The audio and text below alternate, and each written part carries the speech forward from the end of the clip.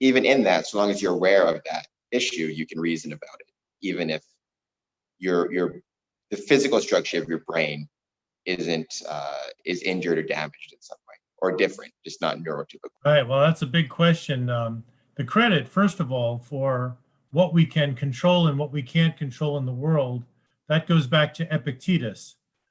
He gets credit for that. His student Arian, lucky for the rest of us in history, his student wrote down all of his great teachings. And in the Enchiridion, Epictetus begins by saying, that everything in the world is divided between what we can and can't control. And you're right. The way it was written back then and the way they thought about it back then was basically, my thoughts are the only things that I can control. Things that I desire in the world, or things that I am averse to, things that I would tend to avoid.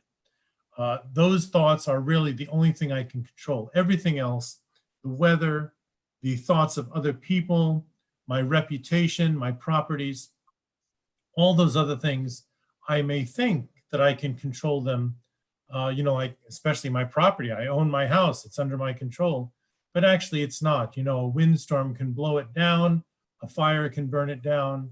You could have something from the emperor and he takes it away. Anything can happen back then as well as now with all these things: property, weather, prestige. And that is the way they divided it back then. Now, in modern times, some of the Stoic scholars and authors have been saying that it's not just one or the other, which is sometimes called the dichotomy of control. Some of them have renamed it the trichotomy of control. In other words, things you can and can't control, and then things in the middle that are partially under your control. And they would argue that your health, for example, is partially under your control. You can have a good diet, you can get enough sleep, and you can be generally healthy, but then you can still get the COVID-19 virus, and you can still get sick, so you can't control it completely.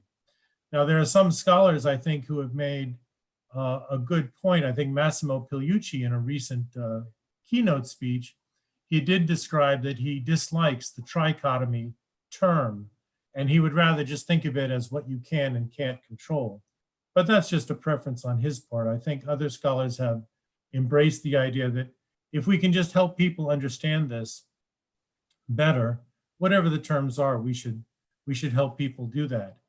And to answer your question about mental illness or mental disability, I think there's very little of the ancient Stoics who address that, but modern Stoics have acknowledged there are some people who may not be able to be helped by Stoicism. They freely admit that Stoicism only works for some people, not just those who, where the Stoic concepts click for them. But yes, you do have to have a certain mental ability to study this philosophy. If someone were not able to do that, they might need to adopt a different philosophy.